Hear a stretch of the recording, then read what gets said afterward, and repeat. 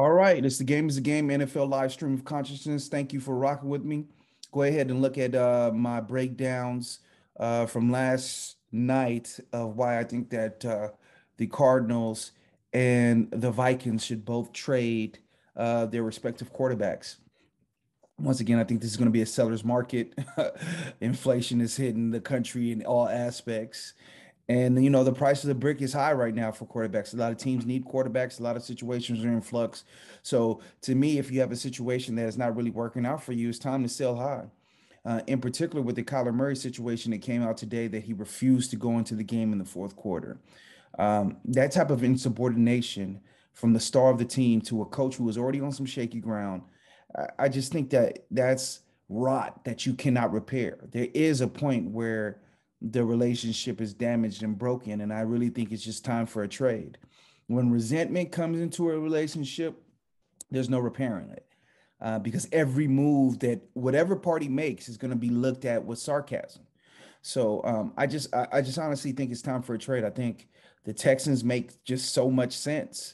Both situations are in flux. It came out today that the Texans are looking for some clarity on the situation as soon as possible. So you could see a trade as soon as that it comes down whether or not Watson is going to be facing criminal charges. I think if he faces criminal charges, then everybody's going to, obviously back away and let that situation play out. But if it just turns civil and he has to pay some lawsuits, right or wrong, the NFL, they value talent on the field and he's going to play for someone.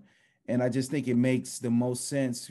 A lot of times they like to trade quarterbacks out of division, out of conference.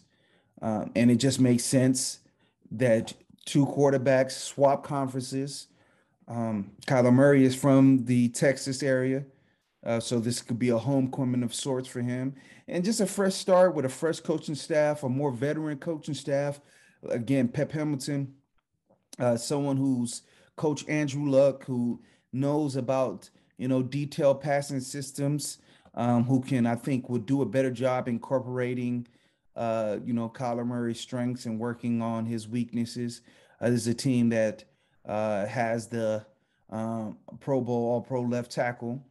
And there's just stuff to build around there and just a new culture, a culture that he can really take hold of and define. And for Deshaun Watson, going to Arizona, his relationship with Nuke, you have a coach that is not as veteran, not as established. So Deshaun Watson can really show his veteran presence and really take hold of the offense and the skills, weapons around it. So I think it's a trade that makes too much sense. I don't know if it's going to happen, but I think it should happen. Um, you know, it's just crazy. It's just crazy that this is someone we were talking about an MVP, and now at this midpoint of the year, and now it's possible that he can get traded. There's this quote in Game of Thrones for my Game of Thrones fans where Catelyn Stark, she's going to see Robert Baratheon's brother, which was, I forget his name, the younger brother, the youngest one. And they're getting ready for battling each other. He's about to battle Stannis. And Lady Stark is walking through, the battle encampment, and she sees all his warriors and she says, I pity them. And he says, why? And he said, these are the nights of summer. These are the nights of summer, and winter is coming. And it kind of reminds me of football, because football, it starts off in the fall and the summer, warmer temperatures, everybody's body is fresh.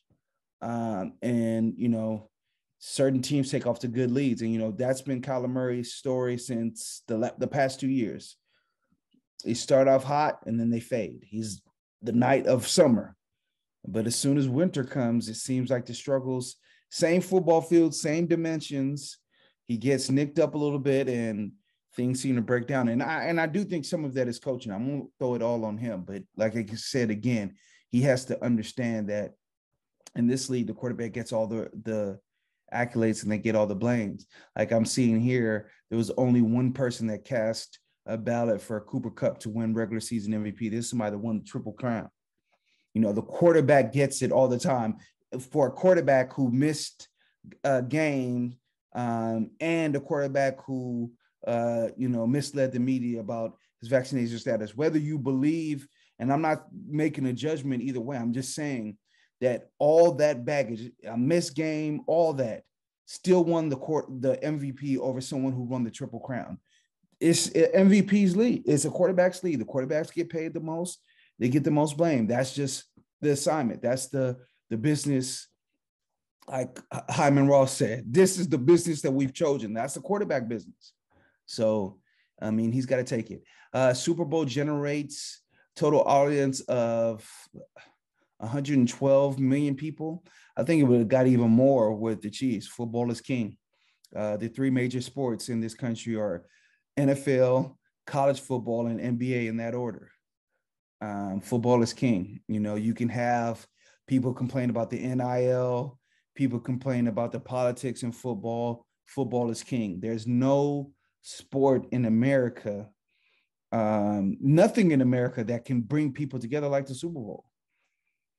Even the people who don't watch football come over to watch football on that day. It's just a thing, Super Bowl. So Matthew Stafford, Hall of Famer, ridiculous. What time? I don't even know where that, it just shows that, all of this stuff is this is just a popularity contest. Matthew Stafford, for someone who winning his first playoff game this year, you would think that you would be shocked the number of guys that are willing to lay down in front of cars for him. And he's got love. So I wouldn't be surprised if he makes it. He has a lot of talking heads in his corner, and Schrager and Orlovsky. So it's just like, he's a made man. So I wouldn't be surprised if they have success next year, which leads me to the next topic.